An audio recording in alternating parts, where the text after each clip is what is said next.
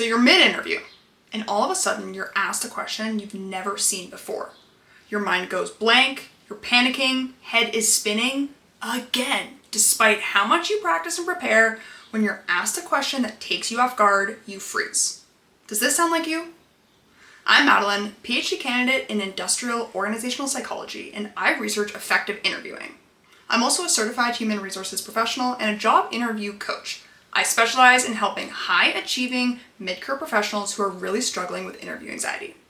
So by the end of this video, you'll understand the psychology behind blanking in interviews, including what happens, what's going on there in your brain, and the exact tools and mindset that I use to help my clients shift so that they're no longer completely panicked if they blank in an interview. So I want you to picture your mind as a dark, cluttered room with lots of furniture in there. And you have this spotlight shining down. This spotlight is your working memory.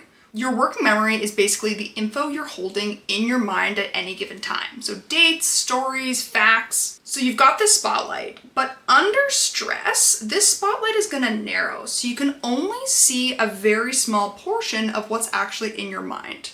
Why? Because your mind is trying to preserve all of its cognitive resources as much as it possibly can when it's under stress. Your brain is reallocating capacity for certain resources in order to feel safe. This is something that people don't talk about a lot. Interviews are a very threatening and pretty terrifying situation for so many people because they feel like they're under evaluative judgment. So your brain is in that fight or flight essentially the whole time, especially if you don't really like interviews to begin with or talking about yourself naturally. So in order not to blank, you have to try and keep this spotlight as wide as possible so that you can remember those stories, remember those experiences.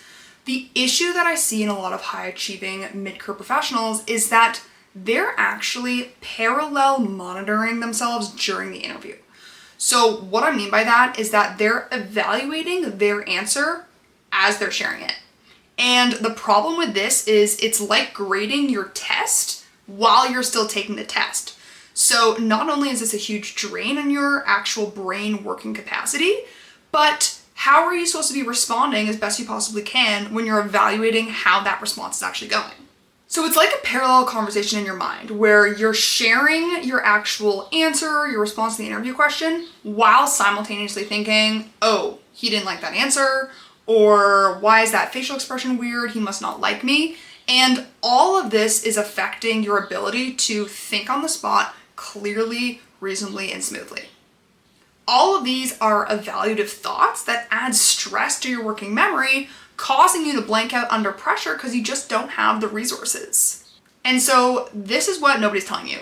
Mind blanking in interviews is not a memory problem. You can use all of the memorization techniques. This will not help you. It's a cognitive resource problem. And blanking in interviews is your brain trying to protect you, not harm you, ironically enough. So in order to stop blanking in interviews, you have to have strategies that are going to allow for flexibility in your responses, ability to embrace mistakes, and feel okay going with the flow even when you're really uncomfortable. And this reminds me a lot of a client I used to work with. Let's call her Natalie. And Natalie was the type of candidate who absolutely stressed at the thought of an idea coming up. We're talking nausea the week before, potentially vomiting, definitely contemplating canceling the interview the night before, just out of fear of trying to escape it. And what often happens here is that candidates get so worked up in the nerves of being evaluated, being judged, not wanting to look stupid, that is where all their emotional energy is going. Often leads to a lot of productive procrastination and feeling like they're just not moving forward in their career. And so with Natalie, we worked on some of these strategies and it actually helped her completely shift her mindset to understand in the actual interview when your mind blanks, what are your options? How do you navigate this? And the next time she did an interview, she felt so much more confident, landed her dream job, and was able to move to a career that suited her better. So I'm going to share with you the 3 most common mind blanking scenarios in interviews, and then the strategies that I use with my clients to help them navigate this under the stress of the moment. If this video is resonating with you so far, grab my free anti-blanking playbook below. This is a total summary of what we're talking about today, plus even more details that'll help you as a little toolkit when you're preparing for your next interview, especially understanding how can I avoid blanking out next time. So the first scenario is called the spiral.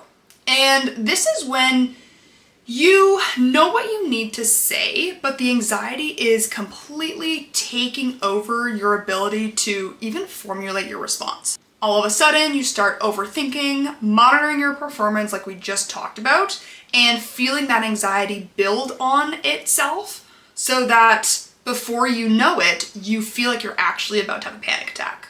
What typically happens there is there's this, again, parallel conversation where you're thinking, oh no, I'm blanking, they're gonna notice I'm blanking, I'm panicking, I gotta cover this up, and now again, you have that attention that's split between two things. In this situation, what you have to do is first regulate. This is really common in any type of anxiety situation. You have to completely own the situation, calm down, regulate your nerves, and reset. So much easier said than done. What often happens is we focus on the breathing. So really deep inhalation. When it comes to breathing, we can typically breathe more shallowly from the top of our diaphragm versus deep core breath. So when we're nervous, that higher, shallower breathing is really problematic because it means that we're not actually breathing properly. So regulate your breathing, and then you're going to either speak or judge. Ideally, you're spending 80% of your time speaking. So you're sharing the content of your answers, you're really thinking through what you're gonna say. That 20% will allow you to evaluate whether that response was good. I like to hold off till the very end. I don't see why you should be judging your answers mid-interview. However, sometimes that's really hard not to do. And then you want to shift your goal from being perfect and having an absolutely flawless response to just being really clear in your response and making sure it's coming across as effectively as possible. So the second scenario is the ramble. And this is where you again know what to say, but it's coming out so rambly and unstructured that in itself is completely dissolving your response. And so often when it comes to interviews, we think that structure, for example, star responses, those are for the interviewer. That's what they're looking for. But I always tell my clients that the STAR format is for you. It's to help keep your mind organized, keep your answers logical, and to help create a sense of order in your response so you remember what to say. Remember that structure is actually a thinking tool, not just a communication tool. And let's use that structure to help reduce the cognitive demands on our brain under the stress of the interview. So first you're gonna choose a simple structure, and I'll provide some examples in a bit. And then what you're gonna do is you're gonna signpost this to the interviewer. So essentially what signposting is you're highlighting to the interviewer a little bit of a roadmap in terms of what can they expect in your response. So for example, you could use something called point response. So for a behavioral question that maybe the STAR format is just a little bit too difficult right now, you're gonna try the PAR. So point, action, result. State your point, state the action you took, state the result. And you're gonna highlight this to them beforehand. So you're gonna say, absolutely, I will share a time when I did XYZ, and I've got a really great example from my last workplace, and then I'll just share a bit about the result and then dive into that. So that structure helps keep you organized. If you're responding to a question that doesn't actually require maybe a specific behavioral example, what you're gonna do is this happened, then that happened, and finally. And this might be an example where perhaps you're describing your leadership preference style and you're highlighting why that's something that you enjoy working under. And so you're highlighting a previous example and you're just giving it a little bit of structure, but that's what's key is you're not just sharing what pops into your mind immediately, you're telling the interviewer where this is gonna go.